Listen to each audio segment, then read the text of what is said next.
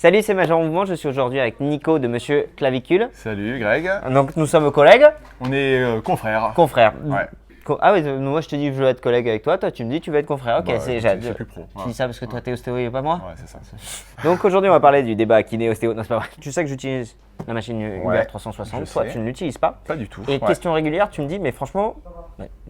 Quel est l'intérêt pour moi, par exemple, à mon cabinet qui ne suis pas équipé, avec mes patients, qu'est-ce que je pourrais faire finalement avec ce Uber? Moi ce que je te propose c'est qu'on va faire deux vidéos. Oui. Une vidéo où je te montre pour les patients et une vidéo où je vais te parler plus de toi sur l'intérêt à la fois économique et organisationnel de ton cabinet. Ok. Souvent les gens on pense que quand on les met sur la machine Ouais. Uber, c'est principalement pour faire de la rééducation de cheville, comme si on les mettait sur un plateau de Freeman un peu amélioré avec un écran. C'est ça. Or, on peut faire beaucoup de choses en actif, en travail avec le patient et avec le kiné. Je voudrais que tu mettes les deux mains à ce niveau-là. Allez. Et en fait là, ce qu'on va venir faire, c'est que moi, avec les mains, Ouais. je vais venir chercher les mouvements. Donc là, je t'ai fait uniquement du travail de flexion lombaire, Ouais. extension lombaire, rétroversion, antéversion. Donc là, tu fais super bien le patient qui ne sait pas utiliser de la rétroversion en rétroversion. Si, je sais très bien le faire. Ah tu bah vois, vas-y, voilà. non mais tu me faisais de la flexion de genou et de hanche, Nico.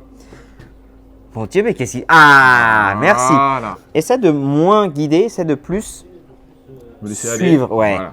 bien, Ok. super. Encore. Ah, c'est mieux. Ouais, c'est mieux. Je commence à prendre possession Ouais. du truc. Alors comment ça se fait que c'est un truc que tu as du mal à intégrer directement? Parce que justement sur le VTT, tu dois être vachement non, à mais l'écoute. je pense que ça surprend un peu au début, il faut comprendre. Et si tu n'es pas là pour guider tes patients, clairement, ils sont en difficulté.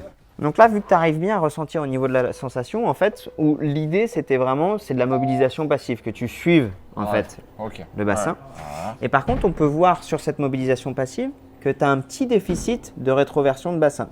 Ouais, Et donc c'est ok. ça qu'on va venir chercher. Ce D'accord. qu'on va faire, c'est que j'ai amené un peu plus la cible vers l'arrière Vers l'arrière. et surtout,